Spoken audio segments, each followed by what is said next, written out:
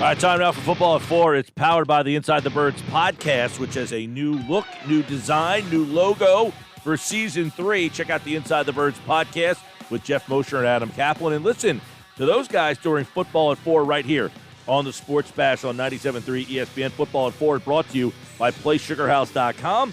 Sign up now. They'll match your first deposit up to $250. Go to PlaySugarHouse.com and win real money with their sports books along with casino games from the comfort of your home. Must be 21 or older to play. Gambling problem? Call 1-800-GAMBLER. Geoff Mosher is in for Mosher Monday on Football at 4. Jim Schwartz spoke today. A lot of action over the weekend and a lot to dive into.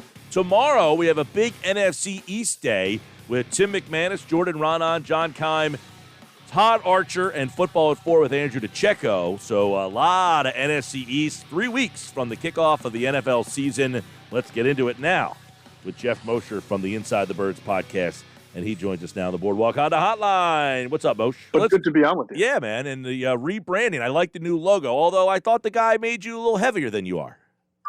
Well, I've got the COVID-19. I don't have it, but the COVID-19 is when you gain 19 pounds because you're inside doing nothing but eating. Maybe that's me. Yeah, I mean he has Adam a little slimmer than you are. Well, I gave it to him. Or he gave it to me, I should say. Check out the new logo, the new Inside the Birds podcast. All right, let's get into over the weekend here. What would you say was kind of the storyline of the weekend? Because we're getting 3 weeks away now. It seems that there's a lot happening. There's battles going on. What stood out over the weekend? It's a good question. I think a lot was made about the offensive line not really holding up well against the defensive line in that scrimmage that they had on either Friday or Saturday. The days seem to be the same to me. And Doug Peterson was asked about it. He said he didn't make as big of a deal of it. One of the things he said that I thought was interesting was that, and I like this approach, he had the first team go against the first team thud only, which is 70. It's forced, but it's not tackling to the ground. They are in pads. They're doing everything, just not tackling to the ground.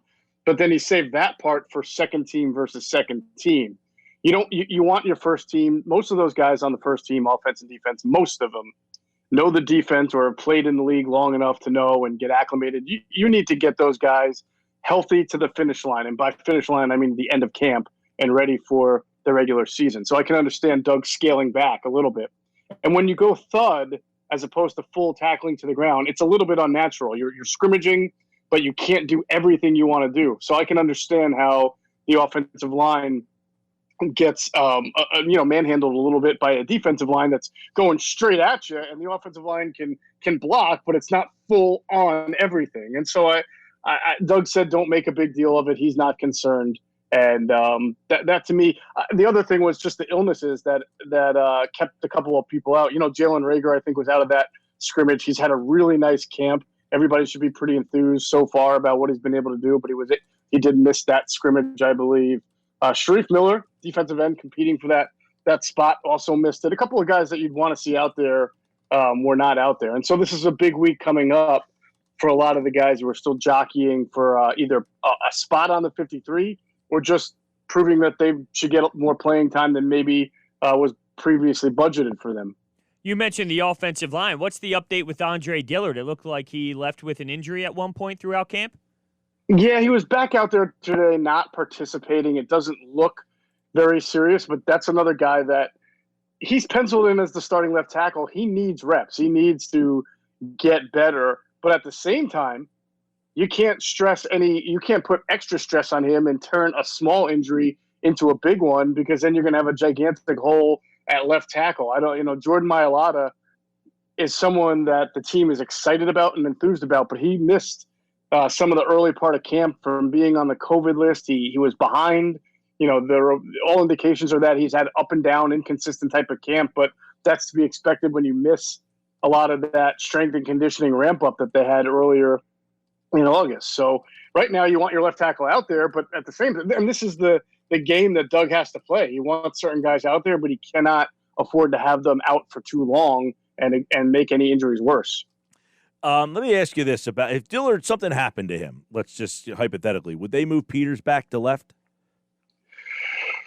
I think that remains to be seen. I think that they don't want to. I think that they would rather have Jason Peters, learning right guard. And then if Jordan Mailata plays well enough and catches up here over the next 2 weeks, then he can move to left tackle. So you're only really changing one spot. If you move Peters back to left tackle, then you've got to have Matt Pryor playing at right guard. So it's kind of about the Mailata and Pryor also, and how they're performing throughout the next 2 weeks of camp, and whether you're really confident in either one of them. And if you're really impressed with Mailata and how he comes along, then you want him to be your offensive tackle, your backup tackle. And if he has to play tackle, he gets in there and you get to keep Peters at right guard. But if he's not impressive and he's not what they want him to be, and Matt Pryor is markedly better, then you start to think, well, I don't want Matt Pryor at left tackle. I might want him at right guard and be able then to move Jason Peters back to left tackle.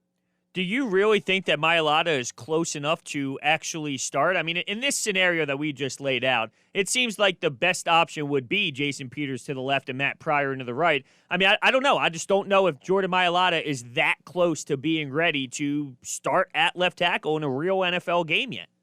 Yeah, no, that's a good point, Hunter. And if they had to play a game today, I think maybe you're right that they would make that decision to put Pryor at right guard and put Peters at left tackle. Or maybe if they had to play a game today, Andre Dillard would be out there also. So we'd have to consider that. It doesn't sound like his injury is that severe. We'll have to get a little bit of updated information on that. But I think that's why it's so critical these next 2 weeks. This is and this was the title of our Inside the Birds podcast this morning, big week ahead. This is such a critical week for guys to get another week's worth of evaluation and padded practice in, because even though training camp technically ends, I think, September 6th, that's not really when the team just starts preparing for the regular season. Most times in training camp, the deeper you get in, the last week of training camp is actually the first week that you start to prepare for your opponent. And then also you do a lot of game planning in training camp in the last half of training camp against your division opponents. You'll see a practice against a scout team that's supposed to either be Washington, New York, or Dallas. So you're starting to get into season preparation mode. This season, it's more important to really get into that mode because of all the missed time and to get everything on the same page. So this week, I don't want to say this is like the last week of training camp, but this is a major evaluation period this week coming up. And so it's big that enough people can get out there and showcase themselves. Talk with Geoff Mosher, Football at 4, powered by the Inside the Birds podcast. And, the Eagles' offensive line apparently had a rough day. The Eagles' defensive line was getting a lot of praise that they had a great day, but it came at the expense of your offensive line. Any red flags there? Well, I mean, that's always going to be the case when it's practicing against yourselves. I mean, you'll see a bunch of one-on-ones and you'll see Darius Slay got beat by this guy and Darius Slay got beat by that guy. And you wonder, well, is that guy that good, or is Darius Slay not holding his own, or is it just a one-on-one drill in particular? So you can't be too upset or make any judgments about it because there's no pass rush and the quarterback has all the time in the world. I would say this about the offensive line. I was just concerned in general going into camp. And so I don't know if I'm any more concerned or any less concerned, but, you've got Jason Kelce over 30 at center. You've got Jason Peters, 38 at right guard. Lane Johnson, I believe, turns 30 this year. So, 3/5 of your starting offensive line is 30 or north, and one guy is 38. So there's always that durability issue. It's been a very good offensive line for a couple of years now. But as you get older, we know this, guys start to wear down. And I don't know how confident we should be in the depth of the offensive line. It could be very good. Mailata could wind up being a real find. And maybe Matt Pryor, who started last year in the playoff game, gets a little better and you're happy about that. But, it could be a situation where neither of those backups is great, but have to play a whole lot. And, we've seen when the offensive line falters, the whole offense can get hurt. And especially Jason Kelce, if he were to get hurt, I have no idea what the Eagles would do. If they would move Sayamalo to center and then try to fill left guard, or if they would just stick a Nate Herbig in there at center who hasn't really played in the NFL. So you're going to have to cross your fingers with this O-line that it stays healthy and that it doesn't depreciate quickly, that they play to the level that we expect them to play. I want to get into Zach Ertz because the report over the weekend was that the Eagles and Ertz resumed contract negotiations, which is interesting after Kittle got a deal, Kelsey got a deal, and the Eagles have been monitoring that situation, I'm sure. And do we anticipate Ertz gets something done here? Now, they're in an interesting situation. You got Ertz, you got Dallas Goedert behind them. How much money are you going to put into I don't want to say a second tight end, your first tight end, but you do have Goddard. Can the Eagles really afford to put the kind of money that these other two teams did at that position?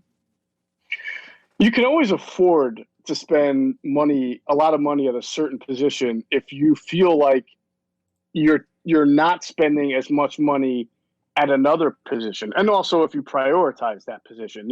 5 years ago, 6 years ago, you would say it doesn't make sense for the Eagles to pay premium rate for two tight ends. But over the past few years, they have struggled at wide receiver, been way better at tight end, and they've become a 12 personnel dominant offense to the point where they're playing more two tight end formations than anybody else in the league. So what you have to do if you're Howie and you're Doug, you have to kind of powwow and say, is this what we want to continue to be for the next 2 or 3 years, especially while we let these young wide receivers build up? Do we want to still be a 12 personnel dominant team? Is that what we are? If it is, then I think it makes sense to put that money into two tight ends and into both guys, and it can be done, especially knowing that you're not really paying top dollar to any of your wide receivers. Alshon Jeffrey, yes, although he comes off the books at some point and maybe they can do something with him. But really, after Deshaun Jackson, who may or may not be on the team after this year. If he has a good year, he will be, but he's still not making, DeAndre Hopkins money. And then after that is a bunch of guys who are young on rookie contracts. Jalen Reagor, Arcega-Whiteside, Greg Ward. So wide receiver is not a position outside of Alshon Jeffrey that they're really pouring a lot of money into. And so you can be more flexible then and say we're paying less than less than the average dollar teams are paying a wide receiver. We can do more at tight end. How concerning is Goddard's hairline fracture in his thumb? I know that, these NFL players play through a lot of things. The thumb isn't anything crazy, but, it can affect the catching and blocking as well. So how concerning is the hairline fracture in the thumb? Well, that is kind of remains to be seen. Some guys are able to protect it and play it, and it doesn't impact them. I think other guys it would. Last year, Dallas Goedert had that calf injury, which is a completely different style of injury, but I thought it impacted him early on in the season. So this to me is probably about how much pain you can deal with if you're feeling it in your thumb, and can you still catch that ball without it hurting you or making you tentative. All right, Jeff, I want to go to wide receiver where they got some interesting battles and some young guys. Reagor, obviously, a first-round pick, J.J. Arcega-Whiteside. The second-round pick, how's J.J. coming along, and what's Reagor looking like as we get closer to the regular season?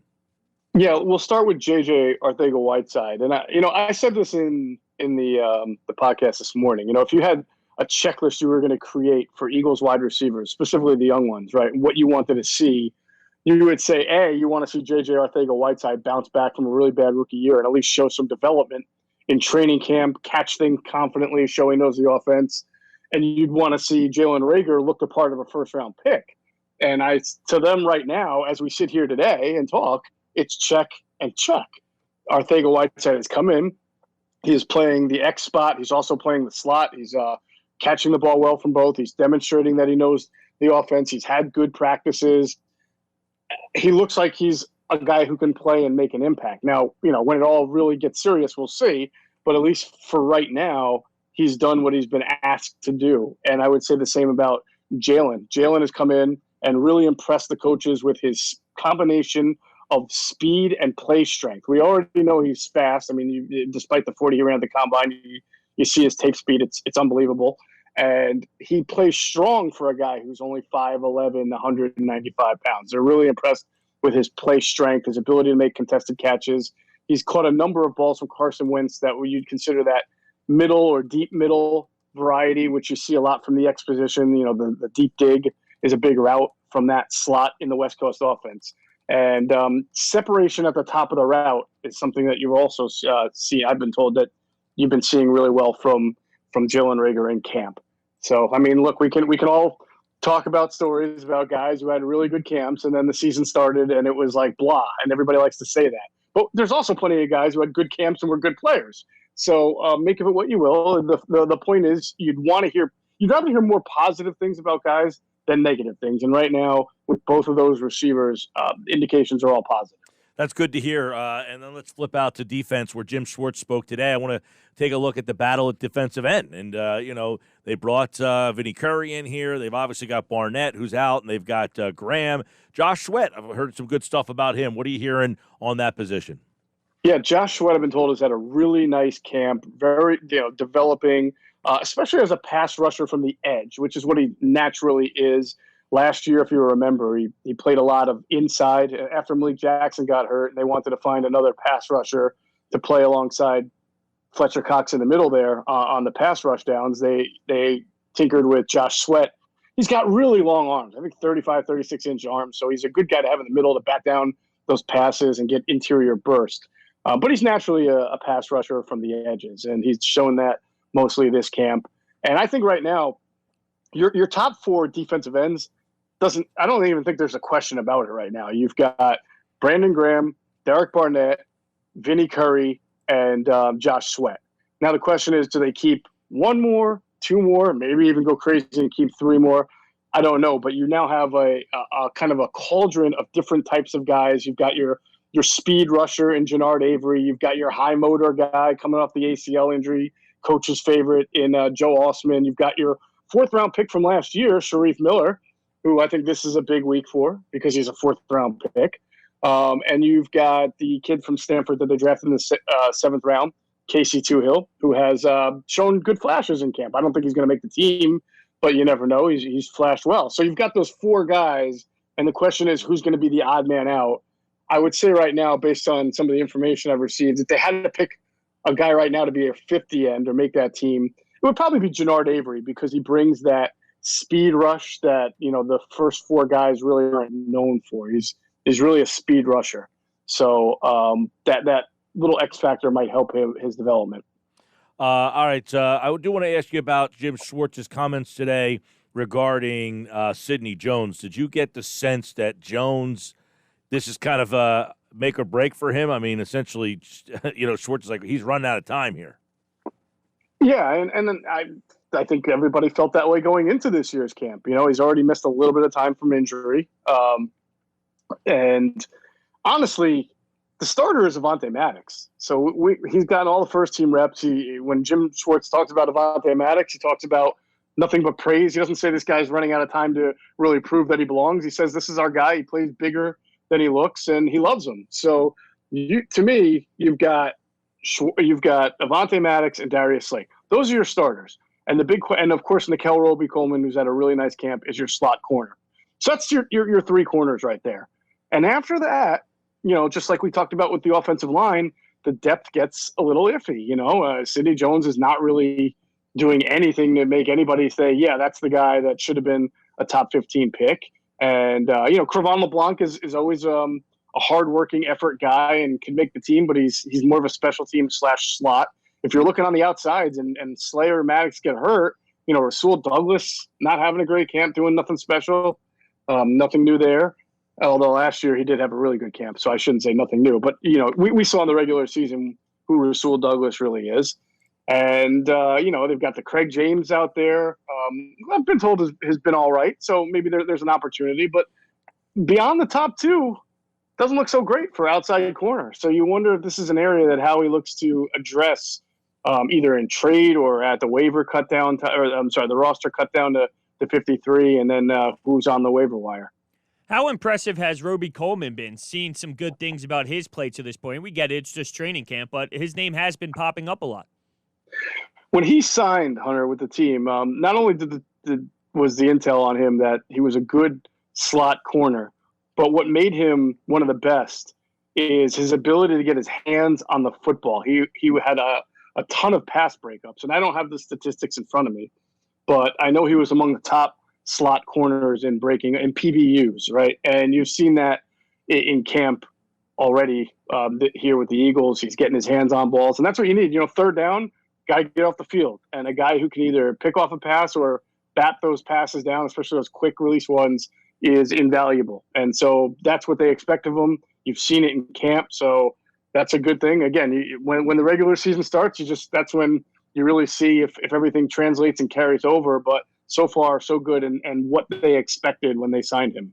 All right, Geoff Mosher, the Inside the Birds podcast, the latest edition is out. You can get more on everything Inside the Birds. Adam Kaplan and Geoff Mosher do a great job. Andrew DeCecco is in the house tomorrow. We will do more football at 4. And, of course, check out the new web and design and everything. And, obviously, keep it locked to Football at 4, Inside the Birds with Geoff Mosher and Adam Kaplan, as we do it every day, 4 o'clock, right here on the Sports Bash. All right, man, appreciate it.